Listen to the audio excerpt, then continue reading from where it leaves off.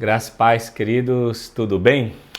Eu estou aqui para ministrar uma aula para vocês, uma aula muito importante para quem deseja ser líder na igreja.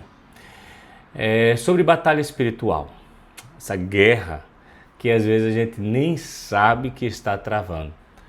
Nós vamos passear por alguns textos das Escrituras sobre experiências e ensinos que os apóstolos, profetas do Antigo Testamento viveram e que vão trazer luz para o nosso dia a dia, as nossas próprias batalhas, batalhas externas e batalhas internas. Nós vamos ver, por exemplo, que o nosso inimigo muitas vezes está na nossa carne.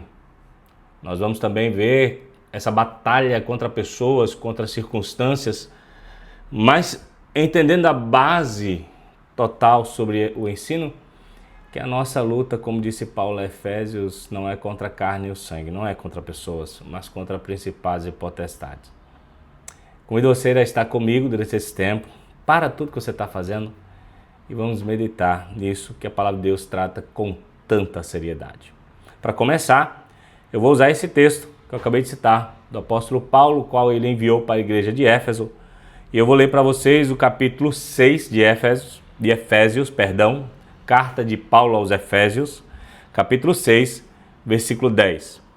Finalmente sejam fortalecidos no Senhor e na força do seu poder.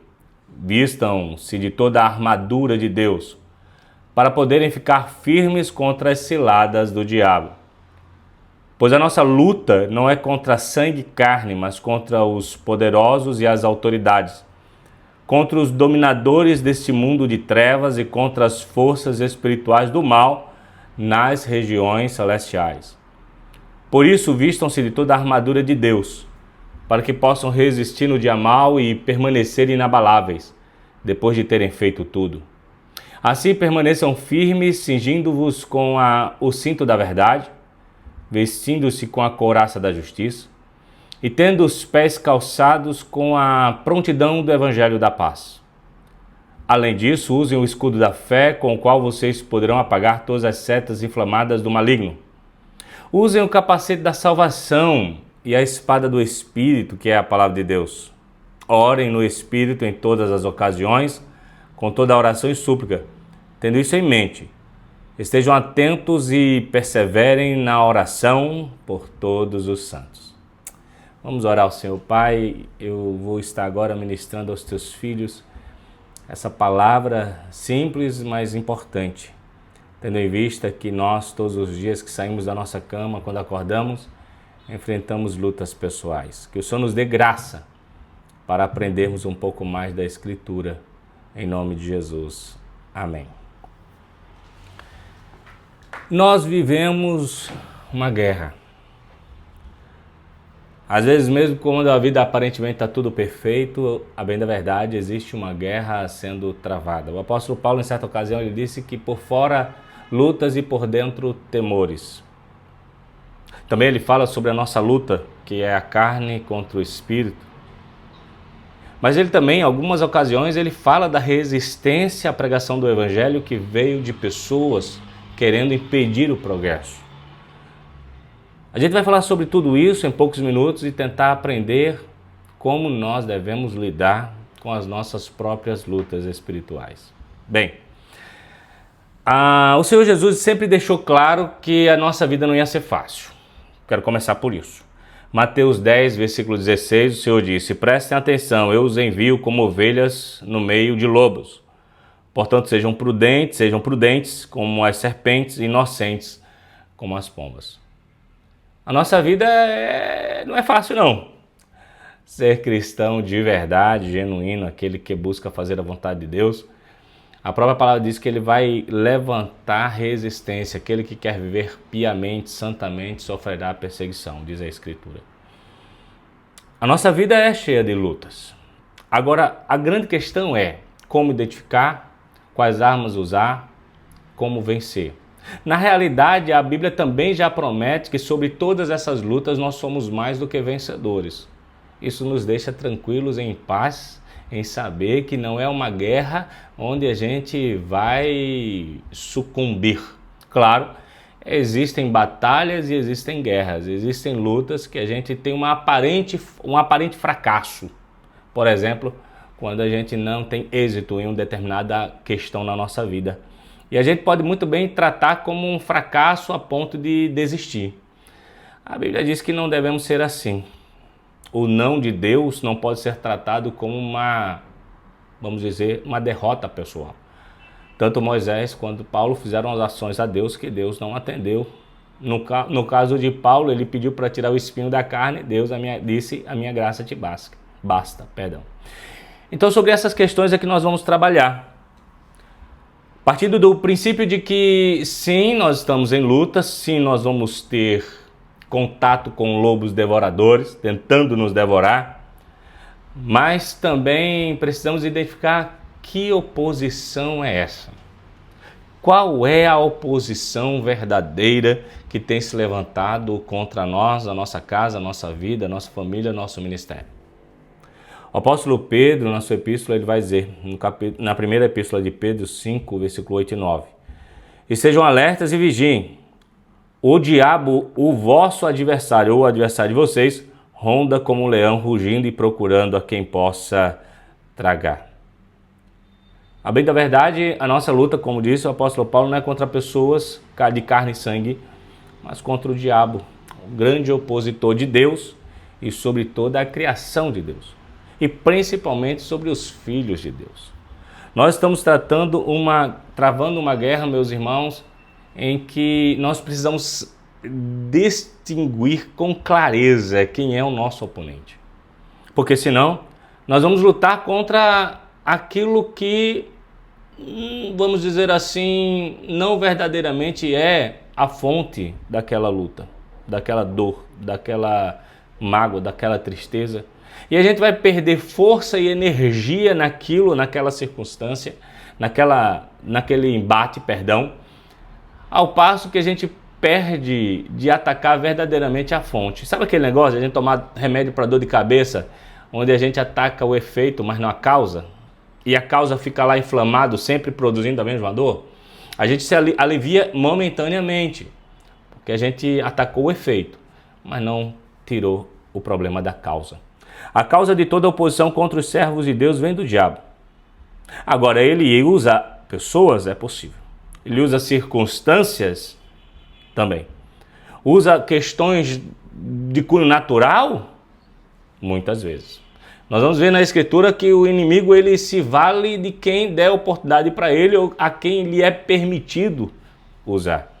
E quando eu falo de permissão, acredite, até o inimigo, alguém já disse que é o diabo, ele se limita à vontade de Deus ou à permissão de Deus. Ele não tem autonomia simplesmente de nos destruir. Isso a gente vê na vida de Jó. Então, como um inimigo, que esse é o nosso opositor, ele atua nesse ataque contra nós. Bem, se nós pensarmos naquela experiência, daquela conversa de Jesus com Pedro, nós vamos ver que às vezes sim, ele pode se utilizar da boca de pessoas para levantar paredes entre relacionamentos. Ele pode se utilizar da boca de pessoas para ferir a nossa alma. E queiram ou não, isso se torna uma batalha na nossa saúde mental e que se deságua muitas vezes até em sinais físicos que nos levam à depressão, angústias, crises de pânico e ansiedade. Em Mateus 16, versículo 23, Pedro, aparentemente querendo dizer algo bom para Jesus, impedi-lo de ir à cruz, Jesus traz uma grande revelação, não só para o próprio Pedro, mas como para todos nós. Mateus 16, 23, quando Pedro disse que Jesus não iria à cruz, Jesus virando-se disse a Pedro: para trás de mim, Satanás, você é uma pedra de tropeço para mim e não pensa nas coisas de Deus, mas nas dos homens. Ah, pastor, quer dizer que o inimigo pode usar a boca de pessoas para nos atacar? É verdade. E aí a gente tem que entender que a nossa luta não é contra a pessoa. Veja que Jesus, ele repreende não o próprio Pedro, mas quem estava por trás dele. Essa é uma grande lição que aprendemos sobre guerra espiritual. Muitos irmãos e irmãs de igrejas que fazem parte de uma comunidade entram em embate, em luta e se desgasta de forma desnecessária. É aquele fogo amigo que na visão de guerra, alguém do mesmo exército fere um companheiro. Ali no fogo amigo é sem consciência. E às vezes aqui, no caso de Mateus 16:23, sim, bem que ali eu acredito que Pedro também não tinha consciência de para que ele estava alugando a língua dele. Mas muitas vezes dentro da igreja existem embates, lutas, controvérsias, sem necessidade. Acusações, mentiras, sabe? Por causa do desejo do pequeno poder, eu chamo pequeno poder aquilo que é às vezes uma área da igreja que você tem uma certa autoridade e você quer se sobrepor a outra pessoa e aí você ataca a pessoa quando a pessoa está chegando perto de você. Isso dentro do reino de Deus, isso é horrível, terrível. Pedro ele fala para Jesus tentando proteger Jesus, aparentemente vamos dizer assim, no seu desejo interior, mas ele estava sendo usado pelo inimigo. O diabo tem muitas facetas ou faces que ele vai tentar nos atacar e ele vai usar de vários elementos. Eu separei aqui para ler para vocês Jó capítulo 1 e eu quero que você mantenha aí a sua Bíblia aberta para a gente meditar na palavra. Se você vê o Jó capítulo 1, é aquela conversa, começa com a conversa de Deus e o diabo sobre a vida de Jó.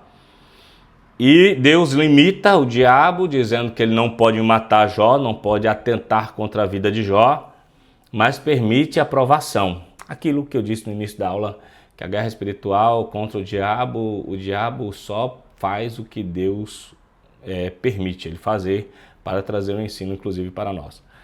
Mas eu queria ler 4 versículos aqui, do capítulo 1, que foi o meio pelo qual o diabo afligiu a alma de Jó. Primeiro, versículo 15 de Jó capítulo 1. Quando vai trazer a lista de sofrimento na vida de Jó, versículo 15 diz assim: quando os sabeus os atacaram e o levaram embora, mataram a espada os empregados e eu fui o único que escapou para lhes contar. Então, o diabo, com a permissão de Deus, para afligir Jó e matar todos os empregados de Jó, usou os sabeus, era um povo. O versículo 16, enquanto ele ainda falava, chegou outro mensageiro e disse: fogo de Deus do céu, e queimou totalmente as ovelhas e o resto dos empregados. Aí você vai ver agora o fogo como elemento de ataque contra as ovelhas e o restante dos empregados de Jó. Versículo 17, enquanto ele ainda estava falando, chegou outro mensageiro e diz: os caldeus, então foram os sabeus, os caldeus e o fogo que foi contra atacando. Esses agora mataram a espada, o resto dos empregados e atacaram os camelos e roubaram os camelos, na realidade. E no versículo 19, o texto diz: quando de repente um vento muito forte veio do deserto e atingiu os 4 cantos da casa, desabou e morreram todos os seus filhos. Então aqui a gente vê os sabeus, fogo, caldeus e vento. O que eu quero dizer, irmãos, é que na permissão de Deus, as lutas podem ser travadas, sabendo que o nosso inimigo é o diabo, em várias esferas da nossa vida. A gente vai ser atacado muitas vezes em ambientes familiares, profissionais, por pessoas, por circunstâncias, por tragédias naturais. Eu não estou dizendo que tudo isso é o diabo, não estou dizendo. Às vezes uma tragédia natural o acaso. Mas o que eu estou trazendo esse texto é o fato de que, às vezes, a luta vem sobre nós e pode vir de qualquer esfera, de qualquer lugar. Esse é o primeiro ponto. A outra questão é aonde então se processa a batalha em nós. como então, já já a gente volta lá para o texto original de Efésios capítulo 6. Onde então se trava essa batalha? É a nossa percepção desses ataques que vêm sobre nós. Então, por exemplo, se você está vivendo um período de calúnia e difamação, alguém do seu trabalho está falando mal de você, você está travando uma luta. Agora, em que âmbito essa luta está? Se é uma calúnia e difamação, você pode até processar de forma, pela justiça humana. Mas e o impacto que isso traz na sua mente? Qual a sua relação de coração com isso que está acontecendo? Se você recebe, por exemplo, um diagnóstico de uma enfermidade. Irmãos, eu não estou colocando todos os problemas como guerra espiritual. Eu estou pontuando as possibilidades que podem surgir desta guerra sendo travada. E muitas pessoas estão se tornando infrutíferas no reino de Deus exatamente por não saber lidar com esse tipo de batalha pessoal.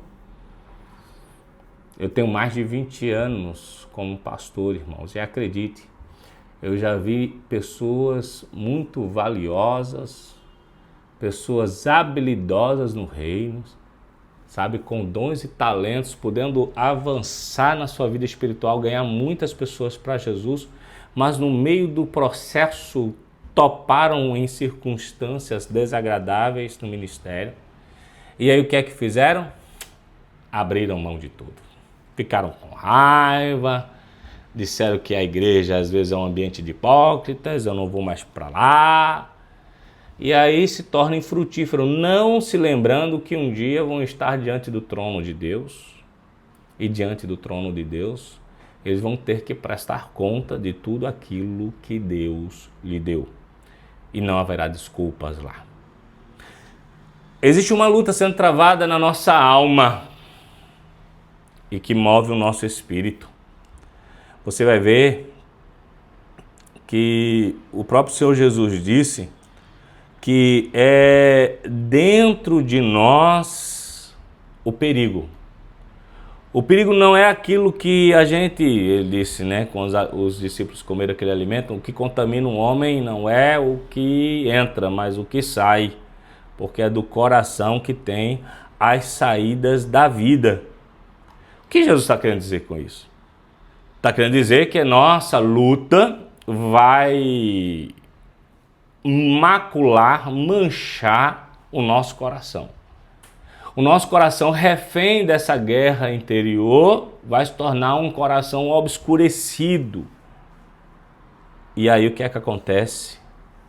A nossa resposta na luta também vai ser com as armas daqueles que estão lutando contra nós. Você vai ver, por exemplo, em Mateus capítulo 6, versículo 22 e 23, quando o Senhor Jesus disse o seguinte: os olhos são a candeia do corpo, se os teus olhos forem bons, todo o teu corpo será cheio de luz. Mas se os teus olhos forem maus, todo o seu corpo será cheio de trevas. Então, é como nós enxergamos a vida, a batalha, a luta, o personagem dessa luta, quem nós somos dessa luta, nessa guerra, é que vai interiormente trazer luz ou trevas para nós. Eu não sei se eu estou me fazendo entender, mas eu quero lhe dizer o seguinte: o diabo é o nosso adversário, ele vai usar vários elementos e pessoas para guerrear contra nós. Agora, como nós captamos essa guerra e nos revestimos contra ela, vai dizer se em nós vai habitar a luz de Cristo ou as trevas de Satanás. Aquele jovem rico que se encontrou com Jesus, e Jesus disse: vai, vende tudo que você tem, dá aos pobres e me segue. O coração dele estava vendido ao dinheiro. O Deus dele era o dinheiro. Embora ele tinha muitas áreas boas da vida dele, essa área ele não estava disposto a ofertar a Deus. E aí quando você vai ver isso, você vai ver porque no contexto ele simplesmente dá as costas para Jesus e vai embora.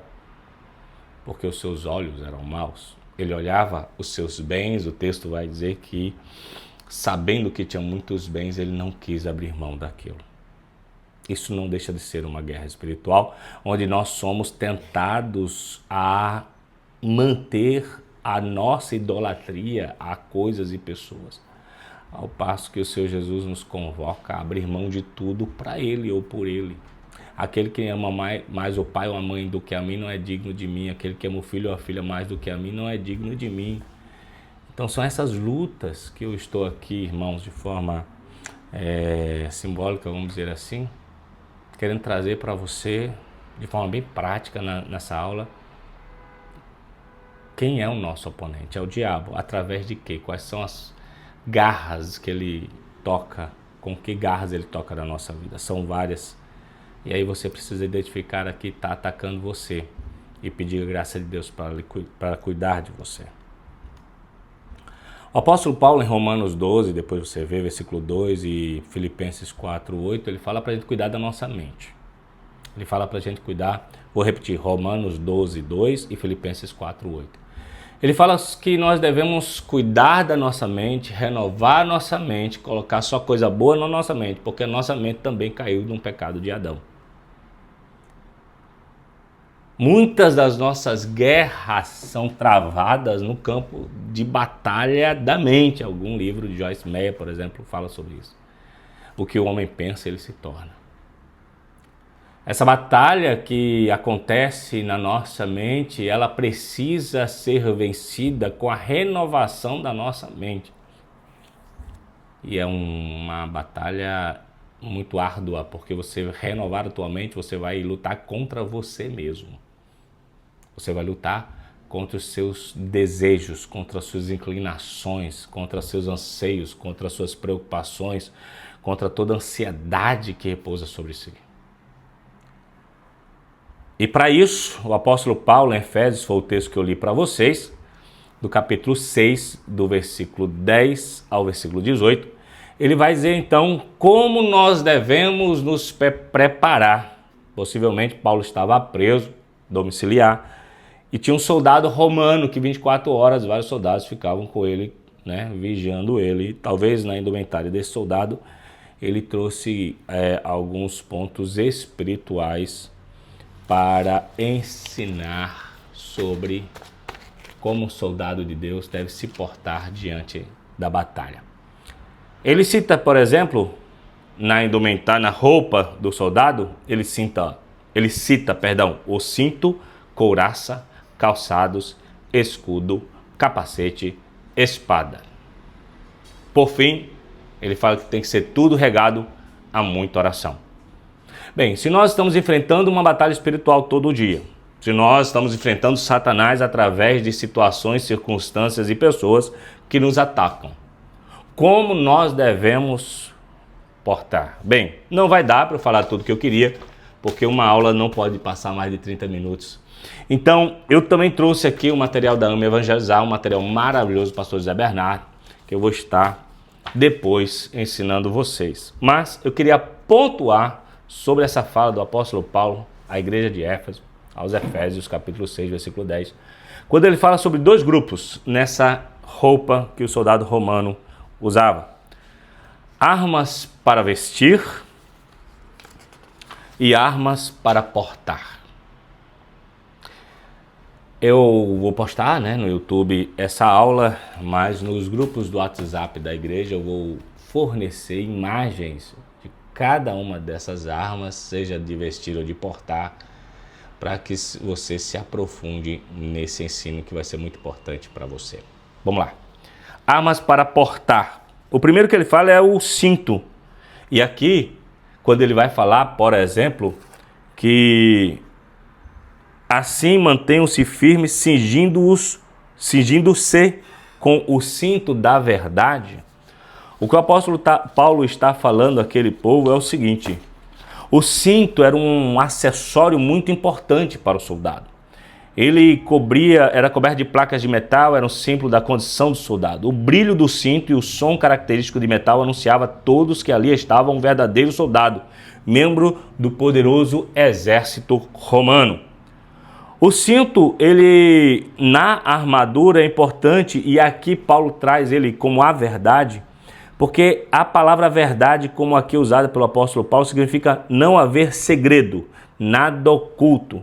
Portanto, Nosso testemunho pessoal de uma vida sem pecado secreto, sem coisas ocultas, sem falsidade. Essa é a questão do cinto. O cinto estava aqui cobrindo, inclusive, as partes sensíveis de um soldado. E ali ele fala sobre verdade, que um cristão, se você quer vencer as suas guerras espirituais, não viva com nada oculto na sua vida. Viva uma vida de verdade, uma vida que é de acordo com o Evangelho. Se houve pecado, confesse o pecado, exponha ele diante de Deus, se arrependa, mude, pratique a verdade. O cinto está falando sobre você revelar que é um verdadeiro cristão. O segundo é a couraça para a santificação das motivações. Assim mantenham-se firmes, vestindo a couraça da justiça. Está falando sobre justiça aqui. A couraça da justiça simboliza a justiça de Cristo que cobre todo cristão, protegendo-o das acusações e condenações do maligno. Após uma vida de verdade, de confissão e arrependimento, a couraça, ela nada mais é do que aquilo que vai revelar a justiça de Deus em você. Sabia que muitos de nós estamos sofrendo na guerra espiritual porque não conseguimos nos perdoar e não conseguimos abraçar fielmente a justiça de Deus sobre nossa vida? Pensa nisso. Isaías nos fala que Deus vestindo a justiça como couraça, Isaías 59, 17, e de Jesus usando a justiça como uma proteção sobre o peito. Quando pensamos em uma couraça assim, é algo que protege o coração, pulmão, fígado, rins, enfim, todos os órgãos essenciais. Eu vou dar uma aula só sobre isso, tá? Na realidade, quem vai dar essa aula é Suzy, então você vai saber profundamente sobre isso. Terceiro, calce os calçados para santificação nos relacionamentos. Assim mantenham-se firmes, tendo os pés calçados com a prontidão do evangelho da paz. A caligai era o calçado do exército romano que Paulo estava vendo em um soldado ali perto.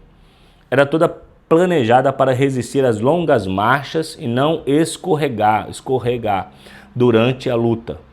O corpo da sandália era uma peça única recortada em couro.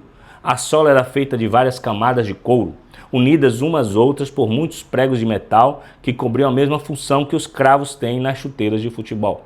Isaías também usa as ideias dos pés, evangelhos da paz, quando diz: como são belos os montes os pés daqueles que anunciam boas novas, que proclamam a paz, que trazem boas notícias, que proclamam salvação, que dizem a Sião, o teu Deus reina. Aqui a ideia das sandálias, dos calçados da santificação, ele vai dizer que a gente não pode estar escorregando nos nossos relacionamentos. Guerras espirituais, pensa comigo, quando fala sobre calçados do evangelho da santificação, ele está falando que a gente deve proclamar a salvação, inclusive nos nossos relacionamentos, mantendo a paz e a harmonia. Dentro do reino de Deus e da igreja de Cristo, muitos não usam esses calçados da paz, do evangelho da paz, na vivência nos relacionamentos. E aí sempre leva o problema para o pastor, reclamando dos outros. E às vezes você está escorregando porque a sua sandália ela não está sendo ministrada com paz. Essas foram as armas para vestir e as armas para portar. Por exemplo, o escudo para a santificação das convicção. O escudo da fé nada mais é, na indumentária do soldado romano, era aquele escudo que estava ali, que ele se conectava ao dos outros soldados, fazia como parecendo uma capa de uma tartaruga, por exemplo. E ali, quando vinham os dados inflamados, as setas, aqueles negócios, os ataques do inimigo, o escudo protegia. Além disso, versículo 16 de Efésios 6, usem o escudo da fé com o qual vocês poderão apagar todas as setas inflamadas do maligno. Além disso, ou seja, para defender todas as outras partes do corpo, ao escudo. Trata-se de um grande escudo retangular, o escutum, que ia desde o ombro até a parte superior do joelho de cada soldado. Tinha a largura ideal para cobrir a parte do corpo e parte do corpo do soldado da esquerda. Assim era usado em conjunto, na típica formação de fileiras cerradas ou a famosa tartaruga, como eu disse a você. O escudo ele não protege só você, protege quem está do seu lado também. O escudo da fé é aquele escudo que vai lhe guardar dos ataques do diabo. É muito importante isso, depois eu vou estar trabalhando. Provérbios também fala sobre o escudo de Deus com seus soldados. É manter a fé genuína, sem mudança de variação. É aquela proteção que nós devemos ter.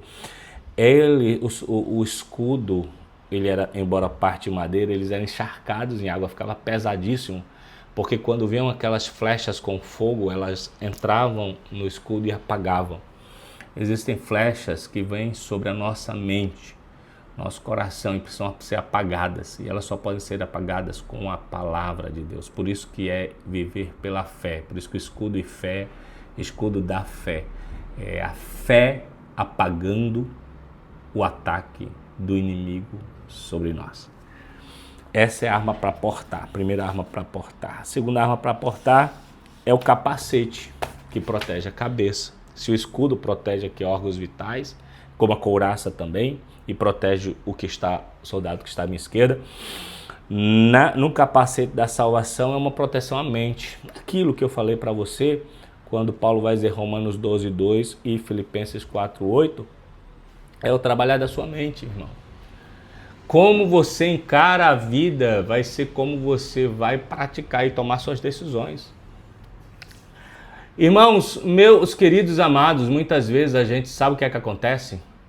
A gente está numa situação onde a gente passa, as pessoas olham para nós e simplesmente a gente já cria algo, sabe, como aquela pessoa não estivesse gostando da gente. E a nossa mente já trabalha aquilo como verdade. Isso é um perigo. Por isso que nós temos que tomar cuidado com a nossa mente.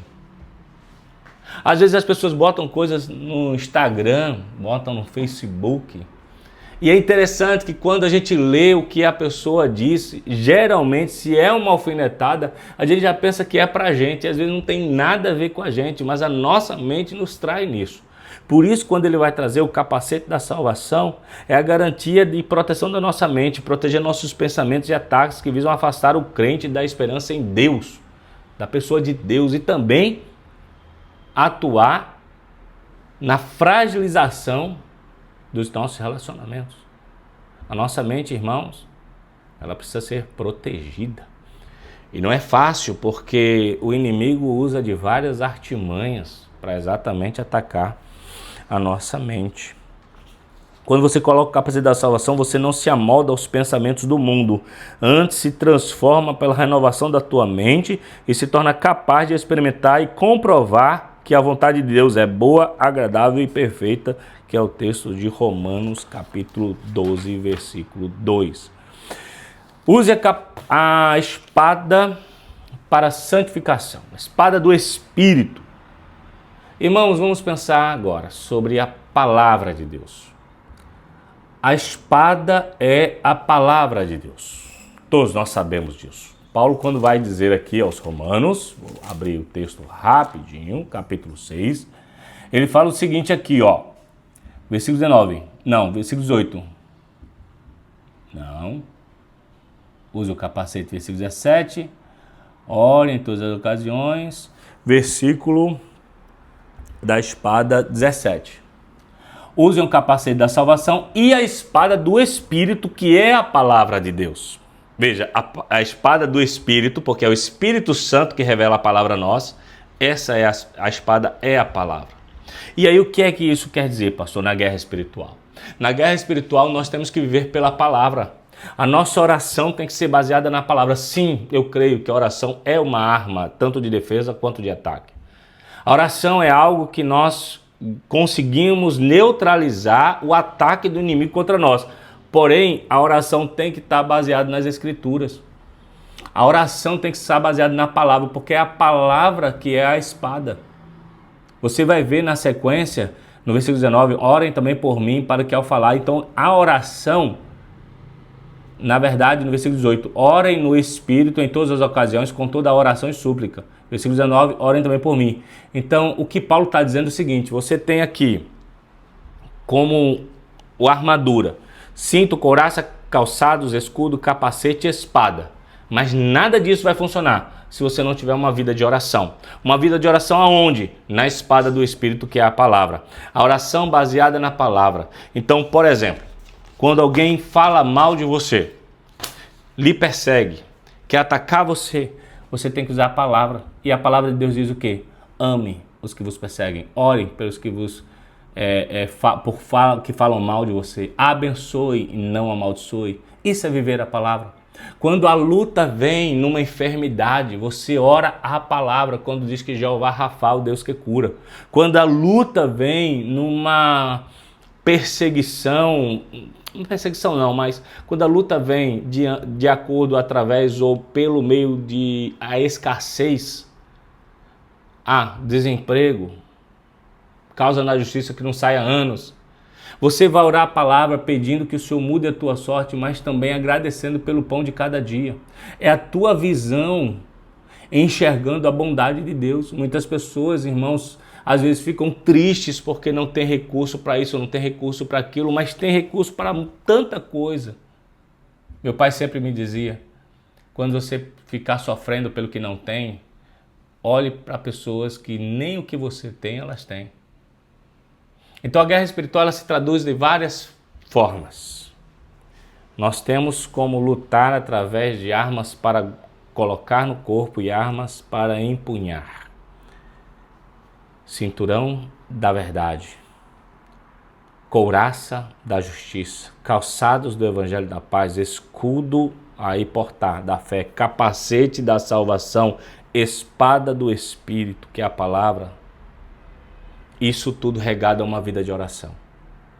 Se você perguntasse, pastor, qual é a receita para eu vencer a minha guerra espiritual? Está aí a receita.